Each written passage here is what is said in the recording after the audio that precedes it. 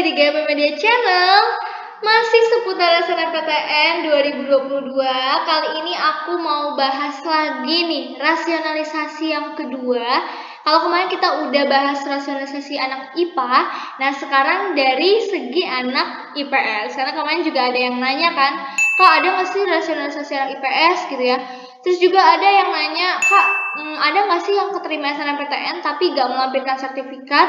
Nah sekarang aku mau nunjukin, ini ada satu adik kelasku ya, kenalanku. Jadi dia itu lolos SNMPTN 2021 tapi dia nggak melampirkan sertifikat sama sekali. Amazing. Dan dia itu peluangnya itu bisa disebut kecil teman-teman ya, tapi dia bisa berhasil nih di SNMPTN. Kira-kira apa ya faktor yang bisa bikin dia lolos? Nah kali ini kita harus cek langsung, harus dianalisis ya kan.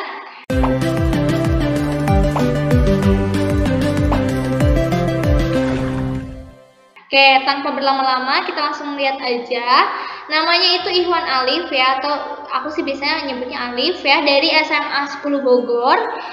Nah ini seperti biasa juga kita lihat dulu data detailnya ya dari jurusan yang mau diambil. Nah dia itu keterima di UB ya teman-teman, Brawijaya, jurusannya sosiologi.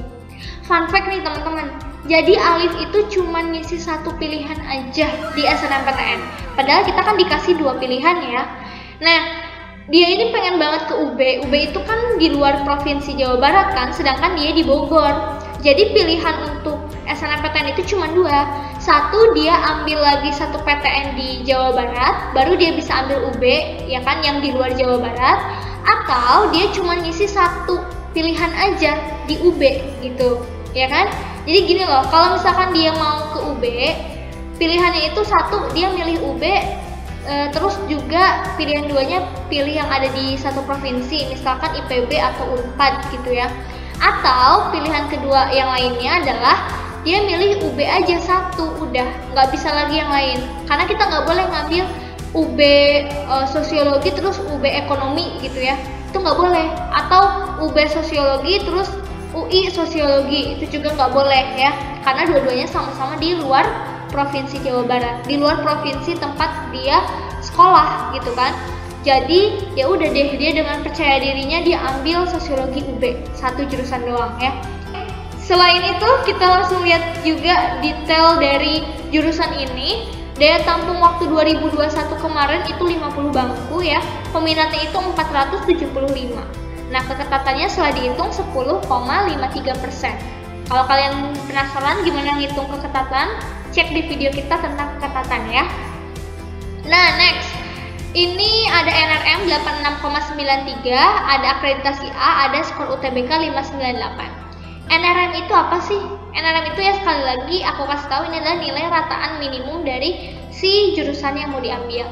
Nah cuman bisa nggak sih Kak kita lolos SNMPTN tapi nilai kita tuh di bawah segini, di bawah 86,93 misalnya untuk sosiologi? Bisa aja, karena NRM itu kan dilihat dari rata-rata peminat yang daftar ya. Yang daftar itu rata-rata rapotnya berapa sih gitu kan. Semakin tinggi nilai rapot masing-masing peserta, berarti NRM-nya juga bisa naik. Tapi kalau pas kalian daftar ternyata yang daftar tuh ya nilai rapotnya itu pada rendah, otomatis ini juga bisa turun ya teman-teman. Jadi jangan minder duluan, karena kalau sosiologi UB sendiri itu rentangnya itu dari 79 ya, dari 79 ke atas itu bisa ikut seleksi di sosiologi. Nah ini tuh cuma dilihat dari ya tahun kemarin, tahun sebelumnya itu rata-rata rapot yang daftar tuh segini. Kalau di tahun kalian kan bisa naik atau bisa turun ya gitu. Tapi akan lebih aman memang kalau di atas ini ya. Tapi juga jangan jadi minder. Kalian lihat lagi keketatannya. Keketatannya itu di sini kan kalau ini 10,53, berarti kalau kita bulatin 11 lah ya, 11%. Berarti dari 100 yang keterima itu ya 11 orang gitu kan. Nah, kalau keketatannya udah di angka 11% itu berarti masuknya ke sedang ya. Nah, itu lengkapnya cek deh di video kita tentang keketatan gitu ya. Nah, oke, setelah dari sini kita langsung cek dari faktor-faktornya. Nah, Alif itu kan nggak linjur ya, anak IPS ngambil jurusan IPS juga. Dapat deh nilainya persentasenya 5%. Akreditasi sekolahnya udah A, dapat 10% ya. Domisilinya dia di luar provinsi, jadi cuma dapat 5%. Kalau satu provinsi dapatnya 10%, lebih gede kan? Nah, terus sertifikatnya dia nggak melampirkan sama sekali, jadi ya dapatnya 0, nggak ada nilainya gitu kan. Tapi dia itu sangat diuntungkan dengan alumni dari sekolah dia itu banyak banget di UB ya, dan setiap tahunnya itu track recordnya itu selalu nambah alumninya. Jadi dia dapat di sini alumni 5 dapat persentase 10%, otomatis dari pihak PTN-nya juga bisa punya trust gitu, punya kepercayaan ke sekolah dia, ini kan SMA 10 Bogor, bahwa alumni-alumni sebelumnya juga bagus dan masuk di UB gitu ya. Jadi mereka nggak akan segan-segan untuk meloloskan lagi dari sekolahnya dia.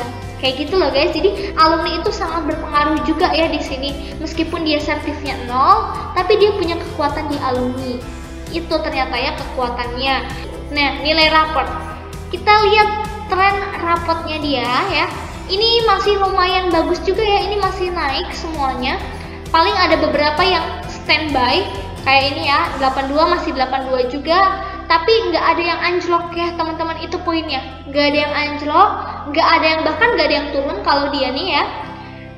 Paling banter juga ya begini, tetap 82. Terus kita lihat nilai rata-rata per mapelnya, ini 83,4 untuk bahasa Indonesia, bahasa Inggrisnya segini ya kan. Matematika wajibnya juga segini. Nah, ini cara ngitungnya gampang aja ya. Kalian tinggal jumlahin dari semester 1 sampai semester 5 dibagi 5 karena semesternya ada 5 ya. Oke. Next. Nah, ini mata pelajarannya beda kan sama anak IPA. Kalau di sini sosio, geo, dan eko yang dipakai. Nah, ini juga nih yang aku maksud kenapa dia kok bisa nilai rata-rata raportnya itu ini kan kecil nih, 84,6. Tapi tadi lihat kan NRM dari si sosiologi itu 86, sekian. Kok dia bisa lolos sih? Ini fun fact-nya teman-teman ya. Selain teman-teman cek nilai rata-rata total dari rapot kalian harus tahu dulu mapel apa sih yang dibutuhkan di jurusan yang mau kalian ambil. Contohnya, ini Alif mau masuk jurusan sosiologi. Berarti kalau jurusan sosiologi yang dilihat pertama kali apa? Pasti pelajaran sosiologi, ya kan? Jadi otomatis kita harus memprioritaskan nilai sosiologi kita lebih besar dari nilai mata pelajaran yang lain, gitu ya. Nah, di sini kan dia sosio, NR-nya paling besar teman-teman dibanding yang lain, 86,6. Kalau yang lain kan 85, 84, 83 gitu ya. Jadi ini paling besar. Meskipun nilai rata-rata totalnya cuma segini, tapi dia sosiologinya besar. Jadi itulah kekuatan dia yang kedua selain tadi alumni ya. Nah, di sini dan kalau dilihat juga nilainya track recordnya lumayan bagus kan, nggak ada yang anjlok. Paling banter ya tadi ini dia standby nilainya gitu kan. Tapi pun ini juga masih dianggap sebagai nilai yang bagus oleh si pihak PTN-nya dan dia bisa lolos akhirnya, ya kan? Ini luar biasa nih, ini ternyata dia punya kekuatan yang lain gitu kan. Kalau kemarin Kevin kan memang nilainya bagus, rata-ratanya juga di atas rata-rata yang diminta, jadi udah otomatis masuk kan. Tapi kalau yang begini pun ternyata bisa masuk, asalkan kalian punya kekuatan buat kalian bisa lolos di SNMPTN. Ya. Nah, next. Ini setelah dihitung ya, cara penghitungannya begini. Nanti juga kita ada video tentang pembahasan nilai raport ya. Kalian cek aja sendiri kenapa bisa seperti ini. Nah, dari raport itu dia bisa dapat 15% ya untuk peluangnya. Next, dari ranking paralel dia itu masuk ke 38. Artinya di luar 20 besar kan. Dia cuma dapat 4% jadinya. Dan KKM-nya juga masih 76 dan dia dapatnya ya akhirnya cuma 3% dari KKM. Kira-kira berapa ya totalnya? Mari kita lihat. Cuma 52%. Amazing. Ini kalau teman-teman cek yang 8 faktor kita bahas kemarin, ini termasuk kecil peluangnya, di bawah 60%, ya kan? Kalau di bawah 60% itu kecil, kalau dari 60 sampai 69 itu berarti sedang, kalau di atas 70 berarti besar. Nah, itu tuh kecil teman-teman ya. Tapi kenapa dia bisa masuk? Ternyata ya tadi dia kekuatannya ada di alumni ya. Dan satu lagi ada di raportnya tadi sesuai dengan jurusan yang mau dia ambil. Jadi nggak usah minder, Kak aku nggak punya sertifikat, nggak apa-apa ya. Yang penting kalian itu punya dukungan yang lain. Alumni itu penting banget sih ya menurut aku ya. Tapi Kak, bisa nggak sih kita nggak ada alumni sebelumnya terus pengen masuk ke situ? Ya bisa juga, kalian sebagai pionir ya. Tetap aja sebagai pionir itu kalian harus punya tadi kekuatannya apa nih. Kalian bisa jadi pionir, bisa jadi orang yang pertama lolos di situ, apa kekuatannya gitu kan. Jadi semua itu bisa lolos asalkan kalian punya kekuatan tadi ya. Nah gitu ya. Dan tadi juga mungkin karena Alif itu ngambilnya cuma satu pilihan, otomatis si PTN-nya juga punya kepercayaan lebih ke Alif, akhirnya ya dia bisa lolos gitu ya. Itu juga bisa jadi poin plus ya buat kalian teman-teman nih kalau mau daftar. Pokoknya intinya yang pertama itu kalian harus optimis ya, jangan minder duluan, jangan insecure duluan. Dan yang kedua, jangan cuma optimis tapi dipersiapkan, distrategikan dari sekarang. Jangan cuma asal pilih, asal comot, asal lihat oh aku mau ngikutin temen yang ini deh masuk jurusan ini. Jangan kayak gitu, tapi sesuaikan dengan apa yang kalian mau ya, apa minat kalian, dan sesuaikan dengan apa kompetensi yang kalian punya. Artinya dari segi raport atau alumni atau yang lain ini, apa sih yang bisa membantu kalian untuk lolos di jurusan tersebut gitu ya.